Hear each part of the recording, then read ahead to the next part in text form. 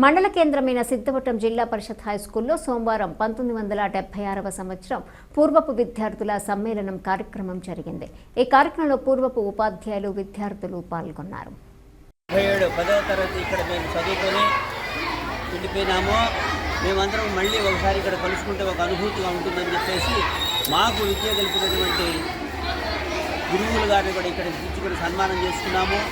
ఆనాటి మా అనుభూతులను పంచుకుని ఎంతో ఆనందంగా ఇక్కడ ఈ సమావేశం జరిగిన మాకు ఎంతో ఆనందంగా ఉంది. ఇది ఈరోజు జరిగినటువంటి కార్యక్రమం.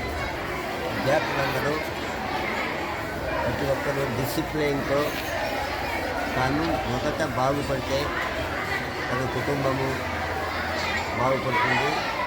తర్వాత తను సమాజ సేవ చేసేదానికి కూడా ఉపయోగపడాలి. దేశ క్షేమం కోసము, దేశాన్ని రక్షించుకోవడం కోసము తనతో పాటు పనిచేసేటటువంటి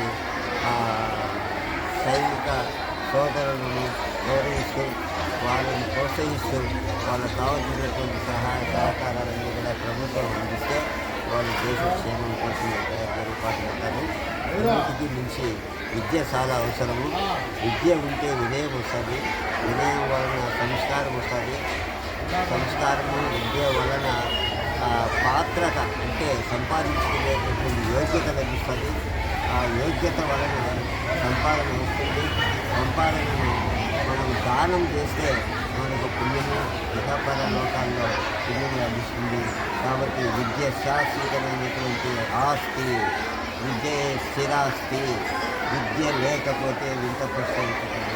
కాబట్టి ప్రతి మానవుడు కుల మత భేదాలు లేకుండా విద్య కోసం పాటుపడాలని, కానీ విద్య యశముని వినయము వలన పడని పాత్రత వలన ధనము వలన అధిక విస్మిక ఫలములందునరులు అని పెద్దలు చెప్తున్నారు. కాబట్టి ప్రతి విద్యార్థి స్థిరమైనటువంటి ఆశ్రయం